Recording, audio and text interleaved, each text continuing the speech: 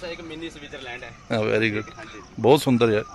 गाय ने पूरा ये चर ग्रेजिंग करके क्यों है, गोबर वगैरह तो उठा लेते हैं हम। अच्छा, और बाकी जो ये पूरा चरती रहती है पूरा दिन यहाँ, और पूरा मिनी स्विट्जरलैंड बना हुआ है ये। कितनी गायें हैं इधर? यहाँ सर 16 गाय हैं। ये साथियों, आज हम जीरो बजट नेचुरल फार्मिंग जिसकी बात पूरे देश में आज हो रही है, उसके सेंटर में लेके आए हैं, ये पालमपुर में। और यहाँ पर बहुत अच्छा काम हो रहा है। मैं चाह रहा था कि आपसे कुछ चीजें शेयर करूं। प्रशांत जी जो हमारे साथ हैं, इन्होंने हमें बताया कि कैसे ये अलग अलग फार्मुलेशन यहाँ तैयार करते हैं, उसके बारे में हम बात करेंगे। सबसे पहले अगर आप देखें तो आपने देखा होगा घर में हम खाने के लिए लड्डू लाते हैं, वैसे ही जब हम फील्ड की बात करें तो फील्ड के लिए ये लड्डू यूज होते हैं जी। ये जो मेरे हाथ में देख रहे हो, ये गाय की गोबर का बना हुआ लड्डू है। प्रशांत जी थोड़ा हमारे साथियों को बताओगे कैसे बनता है ये, इसके लिए क्या करते हैं? ये सर इसका नाम है, इसको लिख रखा है घनजी अमृत लड्डू। घनजी अमृत लड्डू, शॉर्ट फॉर्म में इसको हम लड्डू बोलते हैं, लेकिन इसका नाम पूरा जो है घनजी अमृत लड्डू। ऐसे लड्डू तो ऐसे बोलते हैं, लेकिन इसका पूरा नाम जो है वो घनजी अमृत लड्डू। इसमें सर गौमूत्र, गोबर, थोड़ी फर्टिलाइज सॉइल जो पीपल पेड़ के नीचे होती है, पानी, गुड़, बेसन, सारे इसको अच्छे से मिलाना। ये जो साथियों यहाँ मैं एक चीज आपने ऐड ऑन करूंगा कि जैसे आपने बात देखी होगी जीव अमृत, जो जीव अमृत बनता है उसमें भी यही चीजें पड़ती हैं। देसी गाय का गोबर, गौमूत्र, हमारा गुड़, बेसन और कोई ऐसी जगह की मिट्टी जहाँ पर ज्यादा छेड़छाड़ ना, जिसको हम वर्जन साहब बोलते हैं। घनजी अमृत जो हमारा सॉलिड फॉर्म में है, और हमारा जीवामृत जो है वो हमारे लिक्विड फॉर्म में है। बिल्कुल जी। अब इसको कैसे बनाते हैं? जैसे हम इसको लेके आए, अब इसको हमने सारी चीजें इनको अच्छे से इकट्ठा कर देनी है, फिर उनको अच्छे से 10-15 मिनट तक 20 जितना हो सकता है, मतलब जिस पूरा मिल जाए अच्छे से, फिर उसको एक लड्डू की तरह बनाना है जैसे हम घर में बनाते हैं। इधर प्रशांत जी एक बात मैं आपसे पूछूंगा कि जैसे आपने जीव अमृत में बताया हमें कि अगर हमें 10 लीटर बनाना है तो उसके लिए हमें कितनी कितनी मात्रा चाहिए? वैसे ही इस लड्डू को बनाने के लिए क्या उतनी ही मात्रा चाहिए, उससे अलग हमें कुछ करना है? इसमें सर जो हमारा गुड़ है 100 ग्राम, फिर बेसन जो है 100 ग्राम, फिर उसमें थोड़ा सा पानी, फिर गौमूत्र, गोबर 5 किलो गोबर, फिर 5 लीटर गौमूत्र, फिर थोड़ी सी फर्टिलाइजर 100-200 ग्राम जो फर्टिलाइजर हो। हाँ जी। बाकी इसको थोड़ा सा पानी अच्छे से इसमें मिलाकर एक लड्डू की तरह इसको बनाना। तो ये बात यहाँ आपको सीखने की बड़ी जरूरी है कि अगर आप जीव अमृत बनाना चाहते हैं वहां पर पानी की मात्रा बढ़ जाएगी। बिल्कुल ठीक है जी। इसमें पानी की मात्रा ज्यादा नहीं बनानी, इसमें जितना आपको, जैसे आप आटा गूंथते हैं वैसे ही आपको थोड़ा पानी चाहिए कि आप उससे लड्डू तैयार कर सकें। अब इसको हमने कैसे प्रयोग करना है? लड्डू तो घर आ गया, उसको हमने खाना है। अब जब हम फील्ड में इस लड्डू को लेके गए, इसका हमने प्रयोग कैसे करना है वो थोड़ा हमें बताइए। हाँ जी। जब हमने फील्ड में इसको लेके जाना है तो इसको हमने पाउडर के इसको तोड़ देना, पाउडर की तरह बनाना है इसको। फिर हमने जब भी कोई क्रॉप्स लगानी है, जैसे आपने हम सोयाबीन की क्रॉप्स लगाएंगे, खरीफ का सीजन आ रहा है अभी, सोयाबीन की क्रॉप्स लगाएंगे, तो उसमें पहले हम क्या बोलते हैं सोयाबीन फेंकेंगे, फिर उसके बाद हमें ये खाद। तो ये घनजी अमृत।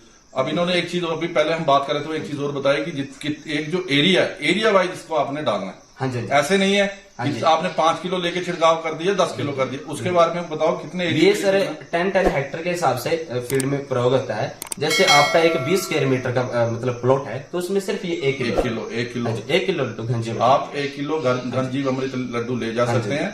उसको आपने छोटा छोटा पीस लेना है। पीसने के बाद जैसे इन्होंने बताया, जब आपने बीज बुआई कर देनी, बुआई करने के बाद इसको आपने डालना, ताकि वो अच्छी तरह से खुराक उसको मिले और जो हमारा पौधा जिसको हमने लगाया वो अच्छी तरह से बढ़ सके। ठीक है। अब इस लड्डू के क्या फायदे, आपने इधर सर्च की होगी, कुछ देखा आपने, इसका कुछ फायदा आपको दिखा? इसमें सर एक तो सर ये जो खाद है ये कम डलती है, ऑर्गेनिक जैविक कृषि के मतलब। जहां हम 20 लीटर में इसको 1 किलो खाद डाल रहे हैं, वहां ऑर्गेनिक में हम 20 किलो खाद डाल रहे हैं, जो हमारी बर्मी है इसको 20। तो आप खुद देखिए कि उसमें 1 किलो लड्डू डालकर खेतों में कितना प्रयोग हो रहा है। और दूसरा जो हम 20 किलो खाद डालें, अब 20 किलो खाद, अगर लोगों के पास खाद की बहुत प्रॉब्लम है, ठीक है, तो आपको हमारा घर का ये छोटा सा पूरा फार्म, ये सारी मतलब जो भी मतलब हमारी ये हमारे पुराने पूर्वज थे, उन्हीं के टाइम की। प्रशांत जी एक चीज और इधर बड़ी जरूरी बतानी मैं समझता हूँ कि जो आपने गोबर लेना है, जो गौमूत्र लेना है, किस गाय का लेना है? पहाड़ी देसी गाय का लेना है। देसी गाय का। ये नहीं है कि आप किसी भी गाय का प्रयोग कीजिए। जब अगर आप बात करते हैं वर्मी कंपोस्ट की, तो उसमें आप वो गोबर यूज कर सकते हैं किसी भी गाय का, जानवर का। लेकिन जब हम प्राकृतिक खेती की बात करते हैं, नेचुरल फार्मिंग की, तो वहां पर जो आपकी ये फार्मुलेशन बननी है, जीव अमृत या आपका हो गया, या आपका ये लड्डू बनने हैं, ये सब आपने किससे बनाने हैं? पहाड़ी देसी गाय के। पहाड़ी देसी गाय का गोबर लेना हाँ है, जी। पहाड़ी देसी गाय का गोमूत्र लेना है, गोमूत्र। ठीक है।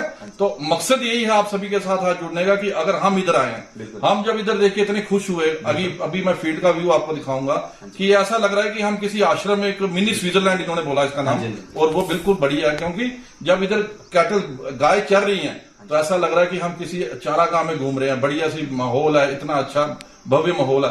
और मेरा मकसद यही था कि जो हमारे साथी हाँ जी। हमारे चैनल के माध्यम से जुड़ते रहते हैं उनसे मैं शेयर करूं कि कैसे इसका आप इस्तेमाल कर सकते हो। बिल्कुल। ऑर्गेनिक आपको पता है, उसमें आपने वर्मी कंपोस्ट का इस्तेमाल करना है, जैसे अभी प्रशांत जी ने बताया कि आपको वहां पर अगर 20 किलो डालना है तो उसी के मतलब आपको इसको 1 किलो आपको उसको डालना हाँ है। जी। और मकसद यही है कि आप इन चीजों का इस्तेमाल कीजिए, अपनी सॉइल जो है उसकी पोषक तत्वों को बढ़ाइए, अपनी सॉइल को हेल्दी कीजिए। जो हमने रासायनिक खादों से जिनको हमने डिप्लीट कर दिया, जिनको हम नीचे ले आए हैं, उनको फिर हम बढ़िया से बनाएं, ताकि हमारी मातृभूमि की जो हमें पोषक तत्व दे रही है, जो हमें इससे खुराक मिल रही है, वो बढ़िया हो, उसमें अच्छे पोषक तत्व हो, हमारा जो किसान भाई उसको उगाता है उसको अच्छी इनकम मिले। इसी मकसद के साथ हम सब आपका बहुत बहुत शुक्रिया करते हैं, ना चाहते हैं। हाँ जी। तो आप इस सेंटर पे आके इसको खरीद भी सकते हैं। इसका बड़ा नॉमिनल रेट इन्होंने रखा है, जो इनकी जो कास्ट ऑफ प्रोडक्शन है उसी में इन्होंने इसको लिखा है। इस लड्डू का कहीं रेट 200 रुपए किलो तो नहीं, जो बाजार में खाने के लिए खरीदते हैं वो रेट तो नहीं है इसका। नहीं, सर। ये ना भाई लोग सोचेंगे भाई 200 रुपए किलो है, बड़ा महंगा हो जाना है।